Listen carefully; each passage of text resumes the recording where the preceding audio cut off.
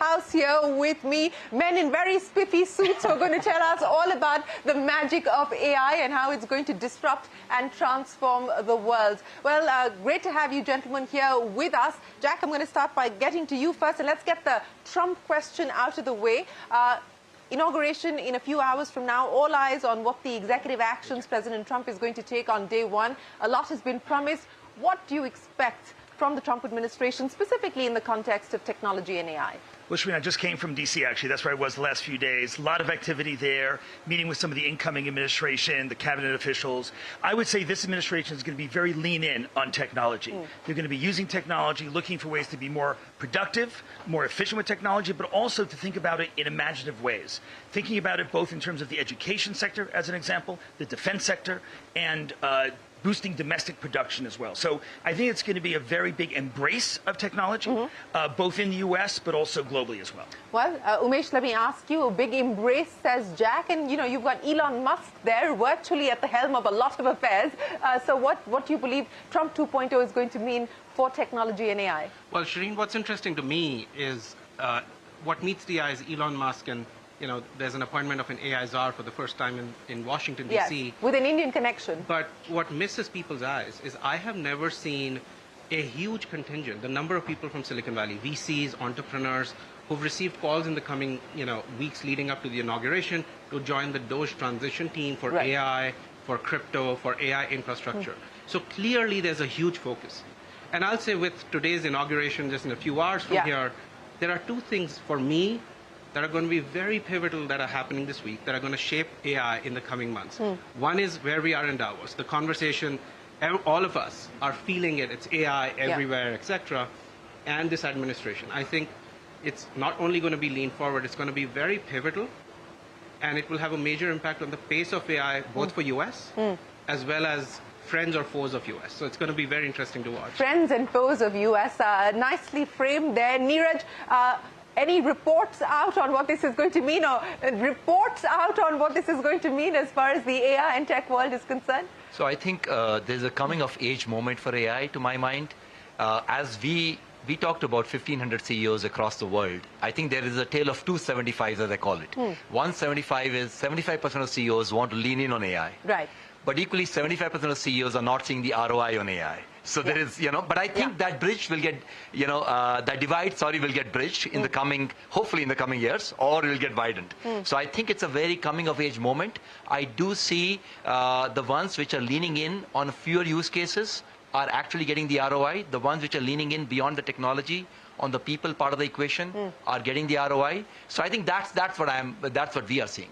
Well, that's what you're seeing. Chakri, let me ask you, and we were chatting and you said even last year the conversations were dominated by AI. It felt more like we were in the hype cycle. This time around it feels a little bit more real. What feels more real this year? I think the progress in AI has been amazing, especially the last 3 months, the way it's grown in intelligence and reasoning. So we help plan the supply chains for the biggest companies in the world, and you asked about the Trump question. I think the uncertainties are at an all-time high. There's a lot of variables that companies have to plan for. Resilience is absolutely important. Flexibility is absolutely important. So I think the biggest benefit of AI I see is large companies can't pivot easily. There's a lot of complexity. Change is difficult. And I see Gen AI and, in fact, agentic AI being that missing force that makes complexity simplified. It's early stages, but I see great promise in what's possible with that. Well, yes, speaking of promise and potential, Akrit, it's great to have you join us here, and it's been an interesting transition for you as well, from a founder of a company called Haptic to now being an advisor to the government of India for the AI mission. Take us through where we find ourselves in the India journey on its AI path. Yeah, thank you for having me, Shireen. India is at that classic point where we need a spark to kickstart the ecosystem. I would say that, to your earlier point about last year, there being a lot of hype globally, and this year, the fellow panelists saying there's been progress.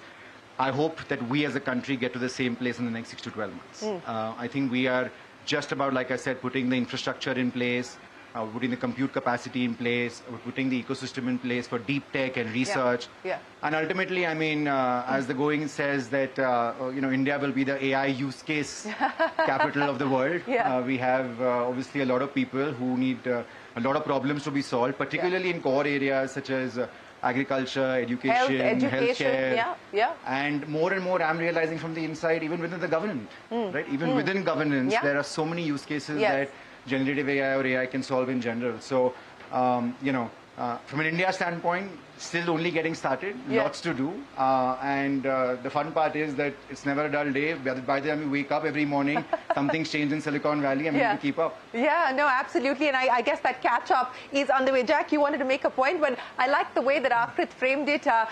India could possibly emerge as the largest AI use case. Well, I think both for India and for the US and for the globe, we've heard a lot for the last 2 years with the explosion of ChatGPT about language AI. ChatGPT, Google Gemini, Meta Llama 3, all wonderful language AIs, and many use cases for that to cut costs. But what we're going to start hearing about this Davos in the next 24 months is quantitative AI. Not large language models, but also now complementary to that, large quantitative models. This is where you can make a new medicine for Alzheimer's, for dementia, for diabetes. In India, for example, many key diseases still have no great treatment. In the US as well, in other countries. This doesn't need ChatGPT. It needs is large quantitative models, AI that knows chemistry, AI that knows biology.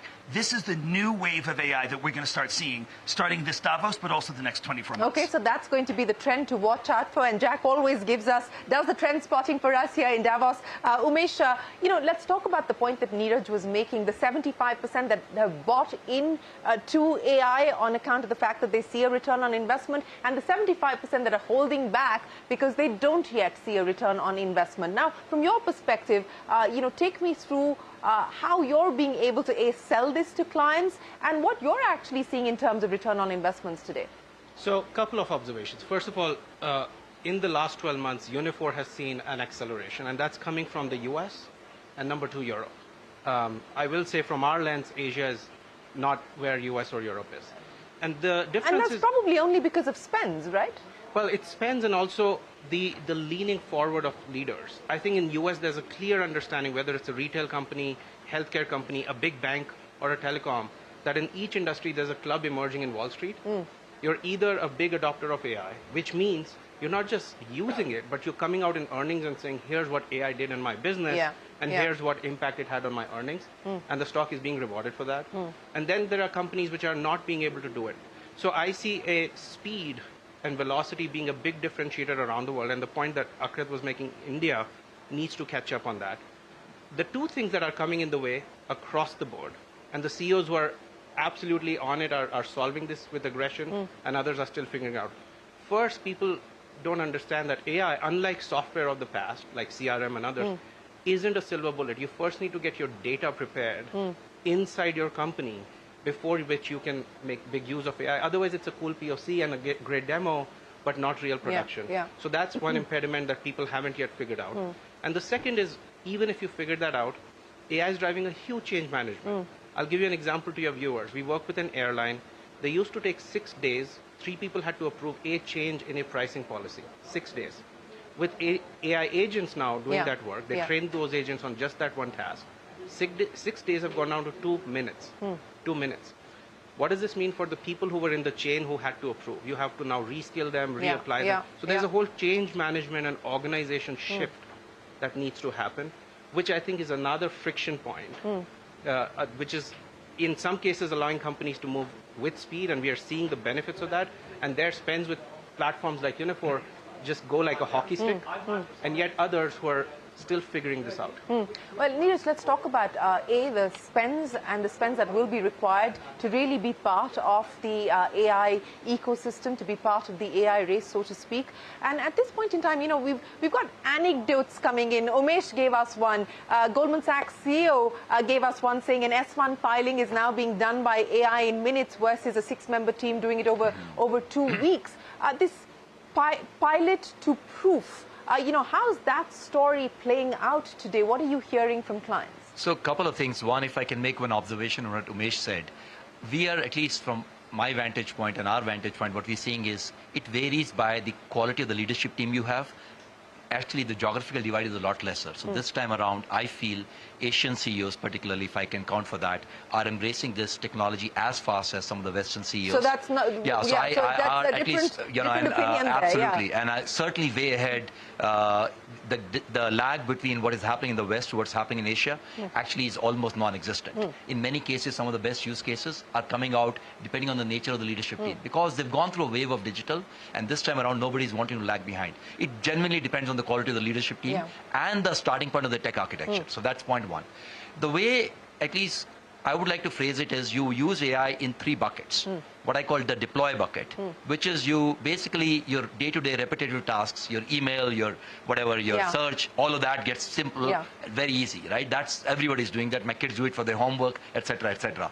The reshape is where you take a target operating model of a institution and fundamentally reshape it. He gave an example of a reshape. There are many examples across many industries, but I think Jack touched about the invent story, which is about saying you can go where nobody has gone before. Akhil talked about we can solve problems in India which have not been solved before.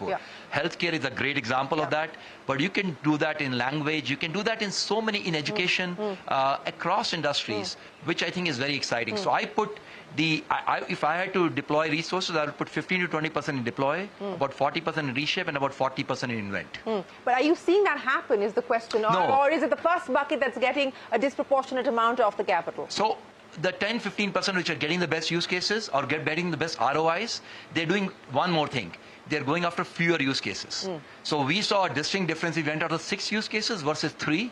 The ROI with 3 use cases is a lot better than 6 use cases. So you don't want to spread too thin. Right. You want to go deep on fewer things. Then the ROI is a lot higher. You know, speaking about the complexities as well as adoption, and I was having a conversation with Kathy Lee of the World Economic Forum yesterday, and she said, you know, one of the mistakes of going from proof to scale is the fact that people try and see just putting this up as a top layer and not really reshaping the organization, so to speak. You know, what are some of the challenges that you believe we're going to encounter as we now start to scale at speed? Yeah, so in terms of, you know, we are focused on what we think is one of the biggest value leakage areas in companies, solving the silos of decision making in large organizations, right? That's where the biggest value leakage is. And it's been a biggest change management problem. And there are use cases that are developing in domains. For example, forecasting has become touchless in a lot of our customers, where 80% of forecasts are now driven by the system. Humans don't have to touch it. It's increasing the accuracy of the forecast, driving the supply chain. You talked about data. There's a lot of, you know, business makes decisions today without perfect data. So how it has to be an AI use case where actually living with imperfect data to make decisions is a big use case. But now, what I see with agentic AI and generative AI and the reasoning of that going next level, I think you touched upon quantitative models. Supply chain is just full of quantitative models. You're forecasting demand. Literally across the supply chain, there's 1 billion decisions, atomic decisions being made across pricing, across forecasting, across supply chain, production, procurement. All these decisions need to be connected. Historically, they've all been done in silos because of scale. Now, the opportunity exists to bring them all into a big decision graph where you're able to make them intelligently, faster, synchronized, where all the silos can be just collapsed like never before possible. So change management is going to be a huge issue, but companies need to embrace it. The agentic technology I can see becoming really powerful at doing many complex tasks, like running complex scenarios, doing complex post games that today takes long times for organizations to do. So I think the future is going to evolve pretty rapidly, in my opinion. Actually. And agentic AI is clearly the buzzword here in Davos 2025. I'm collecting all the buzzwords. That's one of them. But Akrit, since we're talking about agentic AI, let's also marry the disruptive and transformational power of this technology with what happens as far as jobs are concerned. There will, of course, be the need to upskill, reskill, and so on and so forth. But from an India perspective, as part of the government's AI mission, how do you approach this issue in terms of what it means for a young demographic? I'd say it's one of the biggest priorities of the mission. The mission is divided into 7 pillars. Some of the ones are very obvious, like compute, foundation models, applications.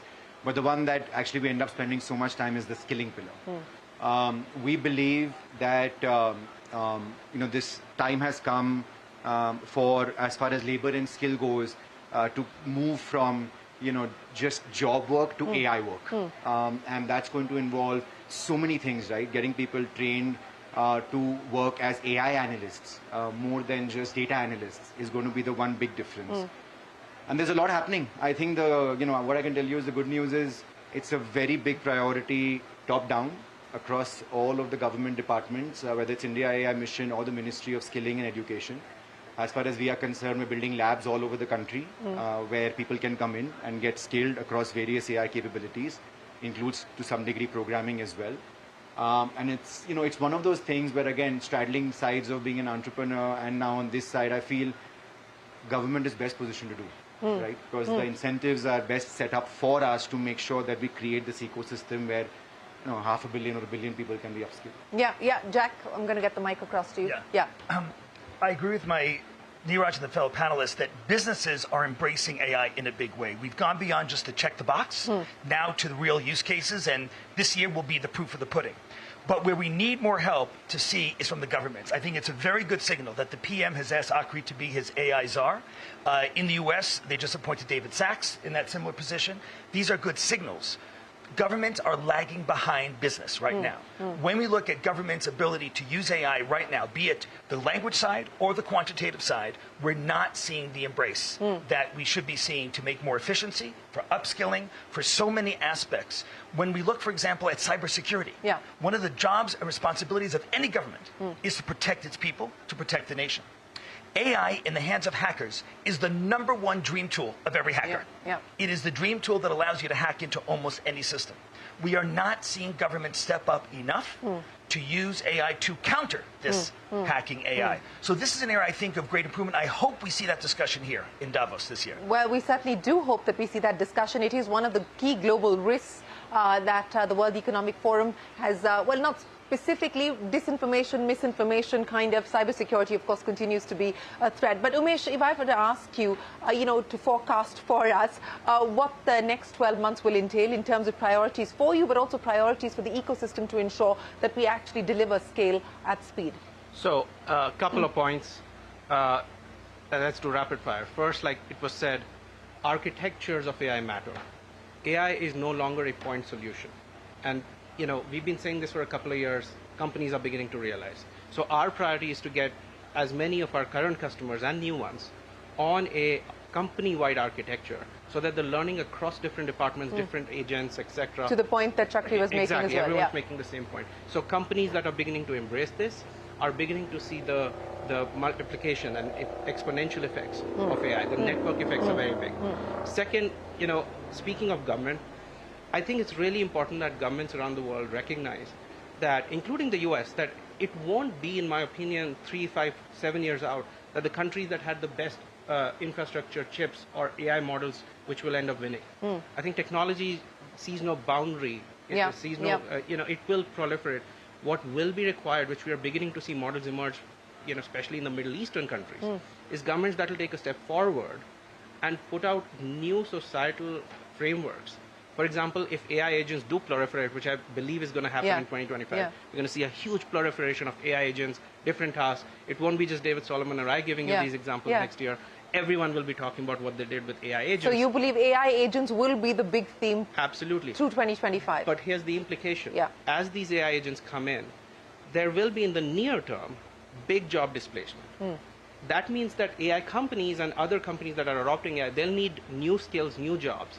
But there's going to be a big gap in the near term while that happens.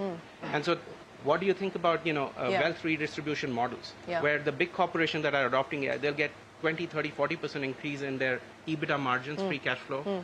But there's probably in the near term will be, labor and job losses. So that mismatch, governments need to step up and think about new models of wealth redistribution because of AI. So AI agents is what will dominate the news.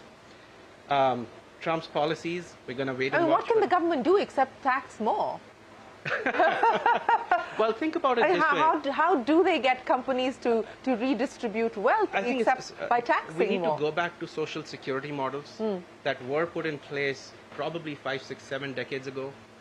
where none of automation or AI had proliferated in a big way. We are now going to live through this era, and it's going to move at a pace that nobody's expecting. I mean, we think that, oh, last year we were here, we're still talking about POCs. I think that we are at an inflection point that we meet here this time next year, and it's going to be very different. And so we don't have time to waste to think about it, whether it's the US, India, or any other country. And governments and leaders which are thinking through that, including CEOs. CEOs that work with us, they're not asking us anymore, Umesh, tell me which LLM should I use or which infrastructure. That's now commoditizing. There's lots of options, which is good news. They're asking me, how do I shape my organization?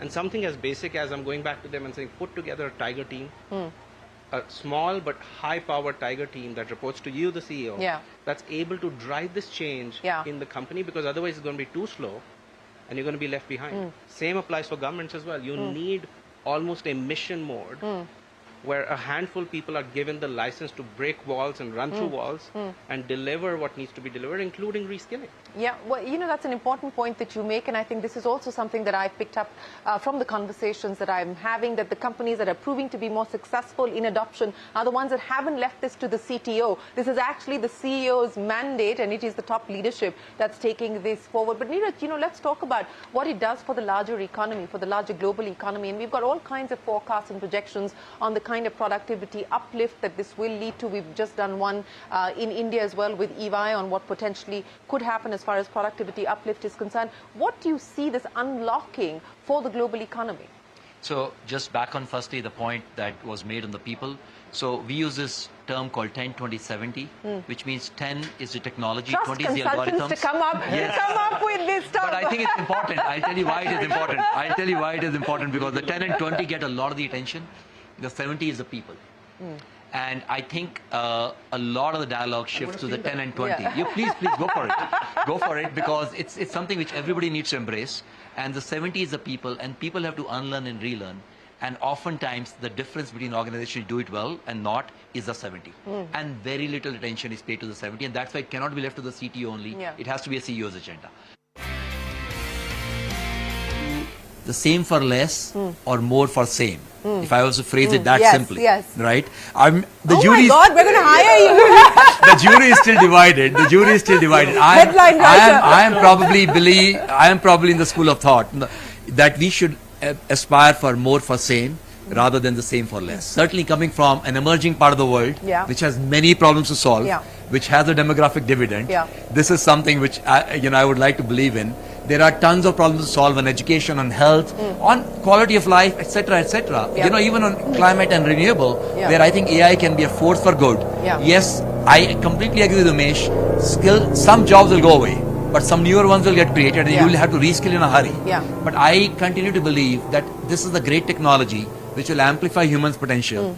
And, so that's how I see it. More for same, and I think that is going to be something that governments, policymakers, and of course business will have to grapple with as well. Chakri, trend spotting, I'm going to get all of you to talk to us about what you believe will be the trends that we should keep a lookout for through 2025. I'll borrow his more for same and build on that. You believe in that? Yes. Okay, good. So if I look at large enterprises, which are O9's customers, I see three trends happening, right? Again, consulting speak, put it in three, right? Whatever. You just started something here. One, actually, a lot of times in enterprises today, a lot of high value, smart people are focused on firefighting. So all short-term decision making in enterprises is going to become more and more automated, right? It's, responses to customer orders, deals, quotes, production, deployment, various things that are very short-term decisions are going to get automated, because most management decision focus is on short-term firefighting because of the complexity.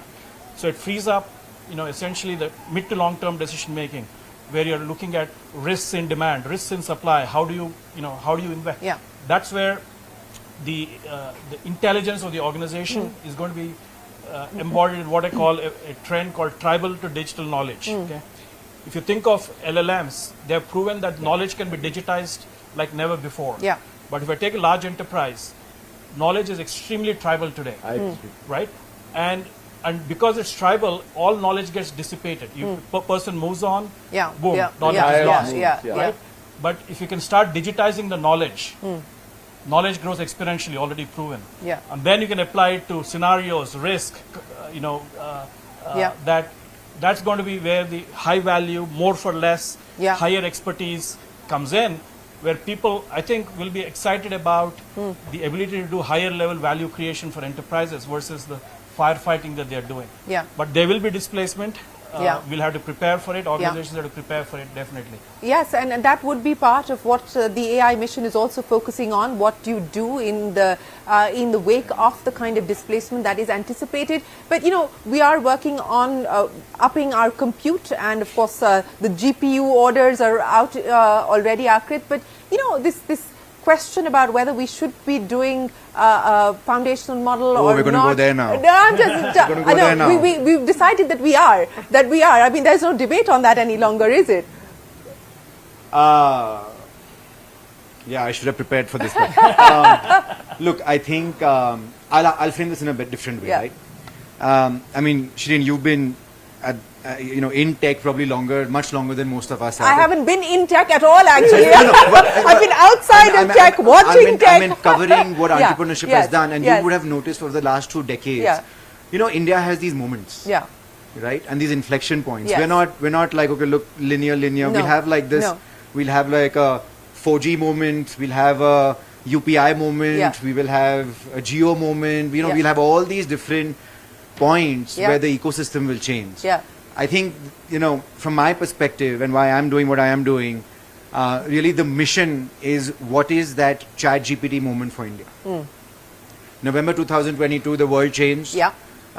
We've been working on AI for 11, 12, 13 Yeah. years, but last 2 Yeah. years has been completely different. Yeah. I think that's what we're all striving for. Whether that's a model, whether that's more infrastructure, whether that's a great AI doctor or an AI farmer or Yeah. an AI teacher, who knows? And I think that's how we think about it, the mission, right? So all of these are just components that go into solving for what will that moment be, and effort is on to try to find that in a most iterative way, and partly my job is to try to bring a little bit of that entrepreneurial DNA in the team. Yes, and we need a lot of entrepreneurial DNA, so it's great that you're bringing that to the table. Yes, Jack. Just on your question of trends and building on what Akrit just said and the others, the last few years have been about inflation. People have talked about how do we control inflation. We were afraid of runaway inflation, interest rates. Now we think it's tamed. The next few years, we're going to hear more about possible deflationary, because AI is a massive, maybe the most biggest deflationary trend we'll ever see, probably in our generation. The ability to bring down the prices of housing, of clothing, of food, because of agriculture, because of the supply chain, what you're applying to supply chain, things like that. This will actually bring down prices. Governments have not yet embraced that we're going to shift from a conversation about how do we tame inflation to how do we deal and maybe benefit from deflation, but deflation with growth. Yes. So economists talk about stagflation, Yes. which is stagnation and inflation, terrible scenario. We could be headed to a positive scenario of deflation and growth. There's no way to put those together, so I'll just call it DFG, deflationary growth, which Deflationary could be growth. a very, very positive thing for the world. Okay. Well, yes. Well, we have lots of interesting comments coming in here, but unfortunately we're out of time. But before I go, because the headlines overnight have all been about the Trump meme coins, I'm going to get to end with each one of you. Jack, I'll start by asking you, what do you make of that? Hard to comment on a meme coin, but let me say this.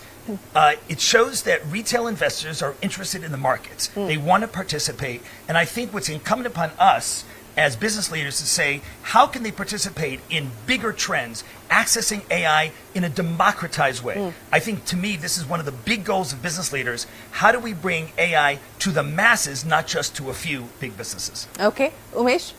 Well, on the meme coin, what's really interesting for me is leading up to this new administration, there's been a lot of talk about Bitcoin and cryptocurrency. Yeah. New records. That was actually a poll promise by President Trump. Yes. So on the one side, you have Jamie Dimon saying, this is all okay, but what do you do with this currency? You can't buy anything with it, etc. So unless there's intrinsic value, how do you make anything of it? On the flip side, these meme coins and other things are experiments to prove, can US take the lead of moving away from reserves, moving from gold to cryptocurrency? And I think some of those experiments through this year will be either more of the same Yeah. status quo, or could be a tectonic shift in global economy and put US in the lead, because if these experiments work, Yeah.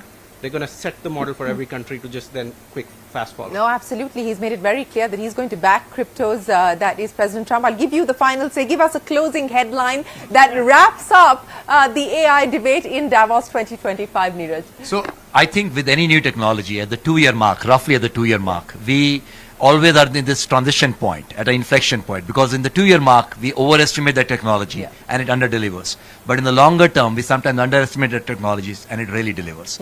So I think we are at that interesting juncture, and I think the next 12 to 18 months are very fun to watch. Well, will be fun to watch, and we will be watching closely with these gentlemen back here. We hope to have you in Davos 2026 to talk about the year gone by and what we've been able to achieve in terms of outcomes. For now, from all of us here from the AI Roundtable live from Davos 2025, it's goodbye. Thanks very much for watching. Stay tuned. We will continue our conversations right after this very short break. Thank you so much. Thank you. That was fabulous as always.